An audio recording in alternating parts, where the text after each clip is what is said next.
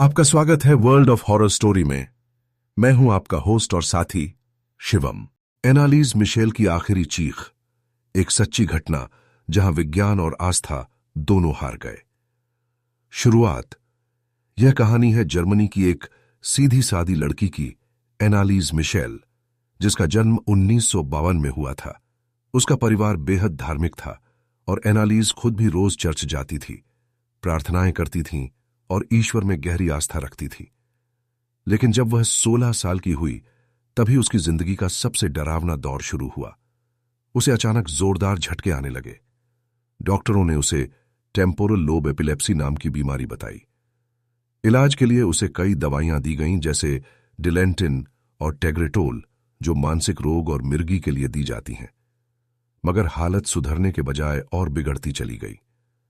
एनालीज ने बताया कि उसे कुछ आवाजें सुनाई देती हैं जो कहती थीं, तू नर्क में सड़ेगी, तू शापित है।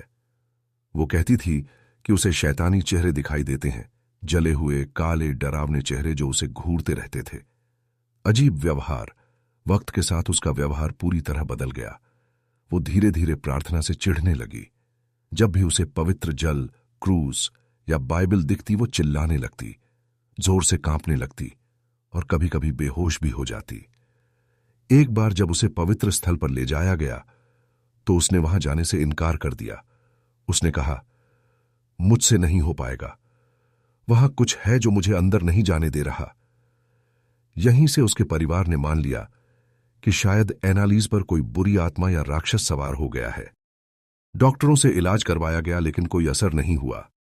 उसके माता पिता ने चर्च से गुहार लगाई, कृपया इसका भूत भगाइए, यह कोई साधारण बीमारी नहीं है। भूत प्रेत की पुष्टि स्थानीय पादरी फादर अर्नस्ट ऑल्ट को जब यह सब पता चला तो उन्होंने एनालीज से बात की। उन्होंने उसकी हालत देखकर कहा, यह मिर्गी नहीं है, इसके अंदर कुछ और है। उन्होंने बिशप जोसेफ स्टैंगल से एक्सॉर्सिज्म, भूत भगाने की क्रिया के लिए अनुमति मांगी। 24 सितंबर 1975 को उसे आधिकारिक रूप से भूत प्रेत के कब्जे में माना गया और पहले एक्सॉर्सिज्म की प्रक्रिया शुरू हुई। एक्सॉर्सिज्म के दौरान एनालीज पर कुल 66 बार एक्सॉर्सिज्म किया गया, करीब 10 महीनों तक। हर सेशन 3 से 4 घंटे तक चलता था। उस दौरान एनालीज ने खुद बताया कि उसके शरीर में 6 अलग अलग राक्षसी आत्माएं थीं।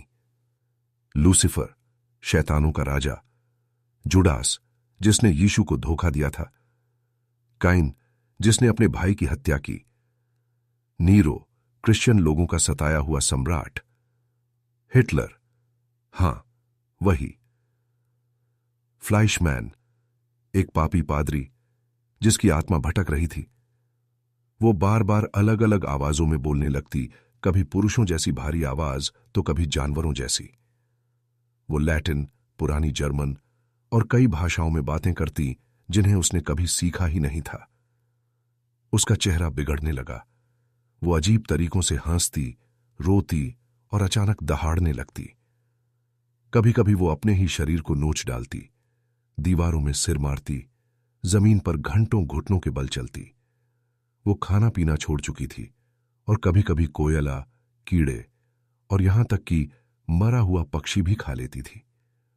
उसकी हड्डियां टूट चुकी थीं, घुटनों से खून बहता था, लेकिन फिर भी वो कहती, मेरे अंदर जो हैं उन्हें निकालना होगा, मुझे सहना होगा ताकि और लोगों को बचाया जा सके।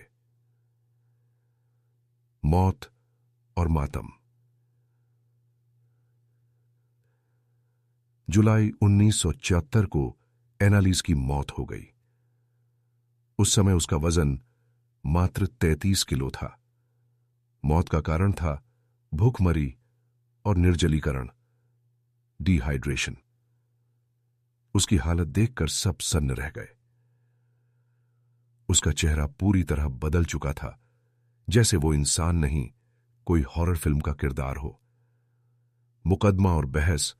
1978 में एनालीज के माता पिता और दोनों पादरियों पर हत्या के आरोप। कोर्ट में सवाल था, क्या यह मेडिकल लापरवाही थी या अंधविश्वास?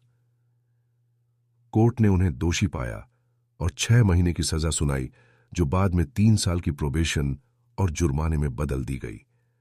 लेकिन असली बहस आज भी जिंदा है। क्या एनालिस सच में मानसिक रोगी थी, या फिर क्या वो किसी अंधेरे ताकत की गिरफ्त में थी? आखिरी सच्चाई। एनालिस मिशेल की कहानी आज भी दुनिया के सबसे डरावने और रहस्यमयी मामलों में गिनी जाती है। उसके एक्सॉर्सिज्म की ऑडियो रिकॉर्डिंग्स आज भी वीडियो पसंद आया हो तो लाइक करें, शेयर करें और channel world of horror story को सब्सक्राइब करना ना भूलें।